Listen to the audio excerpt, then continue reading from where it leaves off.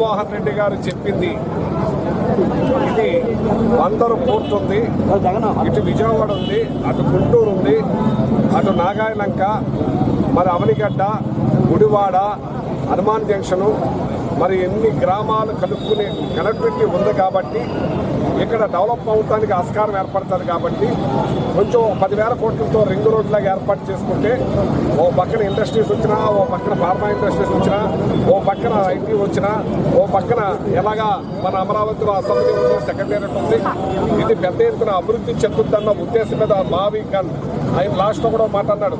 Gun అంటే జగన్ అనుకుంటారేమో, మీరు పేరు కూడా మార్చుకోండి.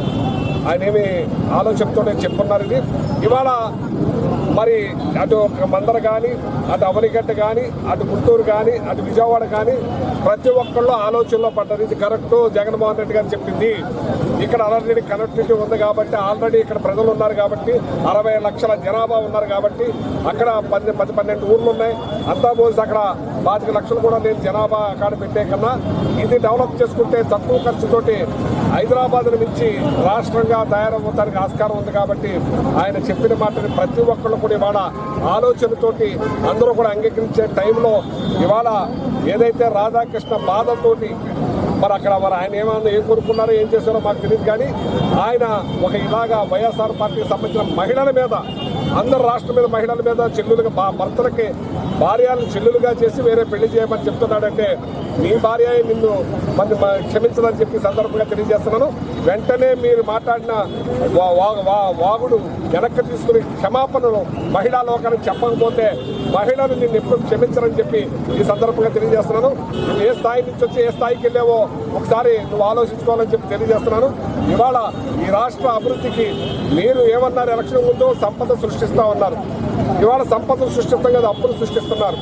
18 నెలలు 22 నెలల్లోనే 2,40,000 కోట్లు అప్పు చేశారంటే జగన్మోహన్ రెడ్డి 3,40,000 కోట్లు అప్పు, 2,40,000 కోట్లు. కానీ జగన్మోహన్ రెడ్డి గారు 5 సంవత్సరాల్లో కరోనా వచ్చినా 3,32,000 కోట్లే చేశారు. సంపద సృష్టించాడు ఆయన. ఆ సంపద సృష్టించబట్టే ఇవాళ ప్రజలకందరికీ కూడా పథకాలు వేయటం, తద్వారా మళ్ళీ జీఎస్టీ రూపంలో సంపద రావటం, మళ్ళీ ఆ సంపదను ప్రజలకి ఖర్చు పెడతాం. ఇవాళ 17 మెడికల్ కాలేజీలు కట్టించినా, అలాగే పెద్ద ఎత్తున మరి కిడ్నీ సెంటర్ కట్టించినా, పోర్టులు కట్టించినా, జట్టీలు కట్టించినా, సచివాలయాలు కట్టించినా, ఆర్బీకే సెంటర్లు కట్టించినా ఎన్నో అభివృద్ధి కార్యక్రమాలు చేశారు. మేము చెప్పుకోలేకపోయాం.